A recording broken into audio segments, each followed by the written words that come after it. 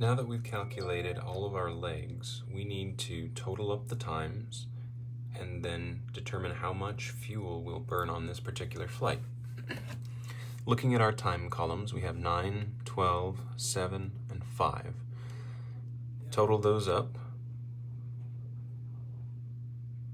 should give us 33 minutes of time en route. Down in the totals column, we're going to take that 33 minutes and add 5 for time setting up in the traffic pattern for a total of 38 minutes. Now, if we flip the page over, you see the fuel requirements table. So we'll put in some key information, November 80277. Our cruise altitude we determined would be 5,500. RPM we've planned was 2,500, and the true airspeed was 110 knots. The cruise outside air temperature was plus 3 degrees Celsius. So to get a Fahrenheit calculation, often the simplest way is to use this line on the bottom of your E6B. We can find that 3 degrees Celsius is equal to about 36 degrees Fahrenheit.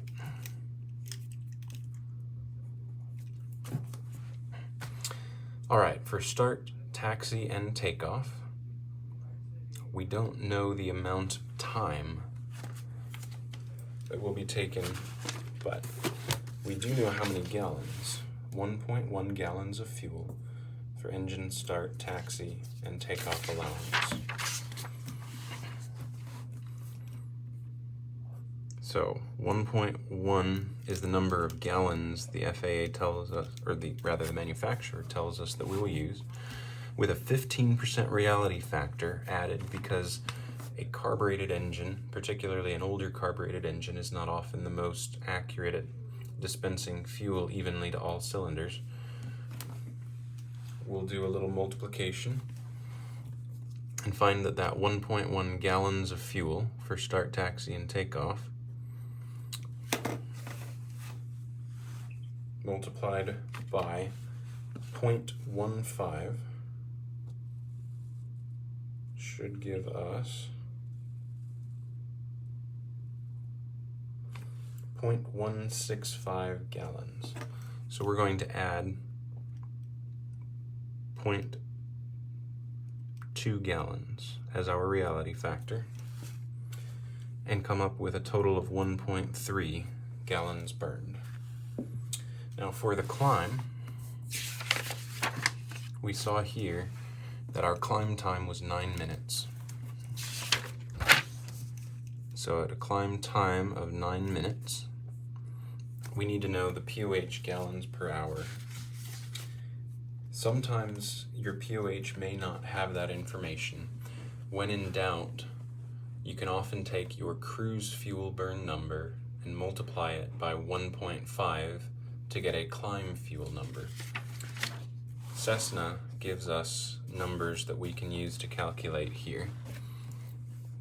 So, note, the amount of fuel burned to get to 5,500 will be interpolated between 5,000 and 6,000.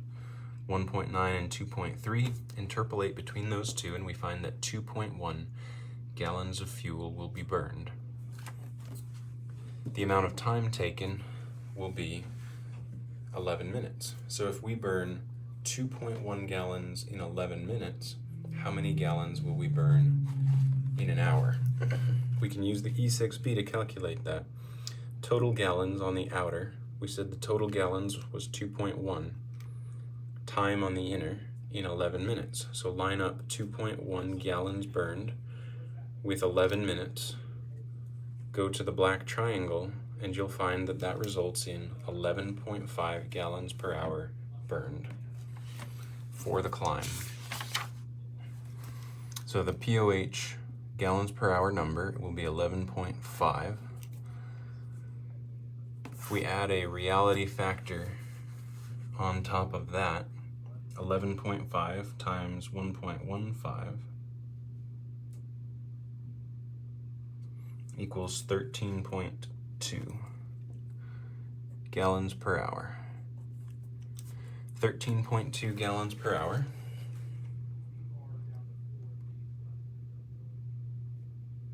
for a time of 9 minutes will result in approximately 2 gallons of fuel being burned.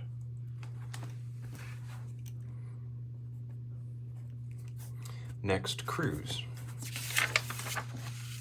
We had 12 minutes and 7 minutes, totaling 19 minutes of time in cruise flight. We can use our cruise performance chart to find how many gallons per hour we will burn. We find 7.2 gallons per hour is the POH value.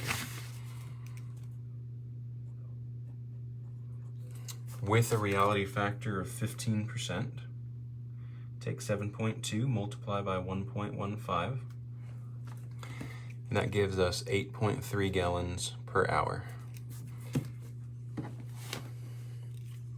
So if we take 8.3 gallons per hour for a time of 19 minutes, we find that that gives us 2.6 gallons of fuel burned.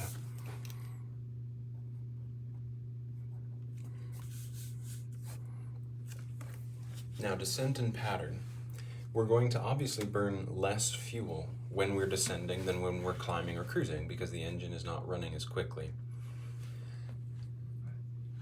How much less is the question? According to the US Aeroflight memorized procedures, when we enter a cruise descent, we will take our throttle and reduce it by 300 RPM. That will give us a 500 foot per minute descent at our cruise airspeed. So if you look here at 6,000, 2,500 gave us 7.2 gallons per hour. Reduced by 300 RPM, and you'll find that's 5.9 gallons per hour. So 2,200 RPM, that's at cruise. We will be descending. So if we average out 5.9 and 6.2, we should get approximately 6.1 gallons per hour during the descent if we're enriching our mixture as we go down. So 6.1 gallons per hour from the POH. The time for our descent was 5 minutes, and we said we were going to add another 5 minutes for the traffic pattern. So descent plus pattern will be a total of 10 minutes. And now we need to figure out our reality factor. So 6.1 gallons per hour multiplied by 1.15 gives us 7 gallons per hour. 7 gallons per hour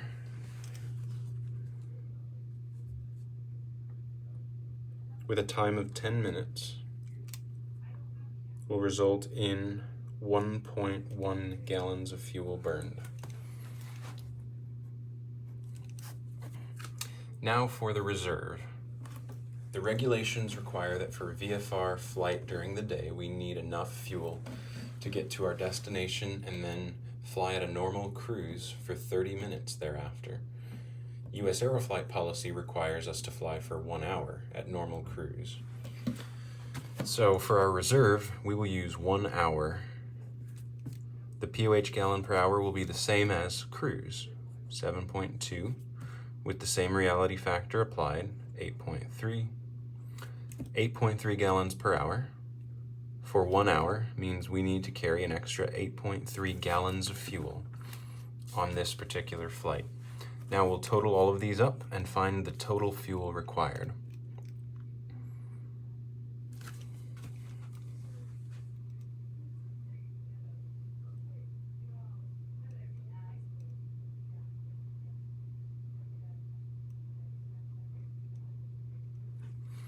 $15.3 gallons is the total fuel required. Total fuel available when full is 38 gallons of usable fuel. Now the last step with our fuel will be to transfer some of these numbers over to the other side. So start, taxi, and takeoff will be 1.3 gallons of fuel burned. So our fuel remaining at takeoff will be 1.3 gallons less than 38.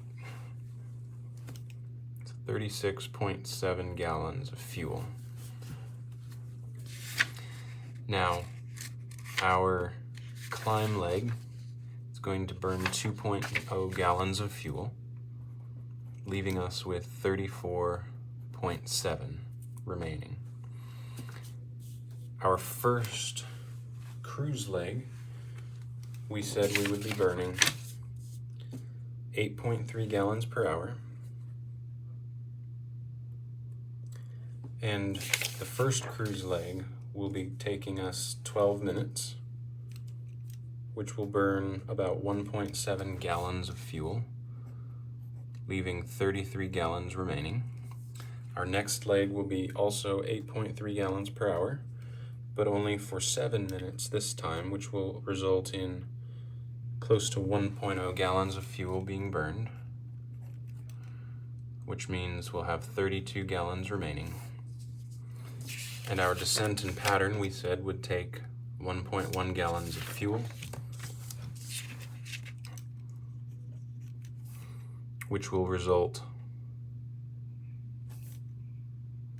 in 30.9 gallons of fuel remaining.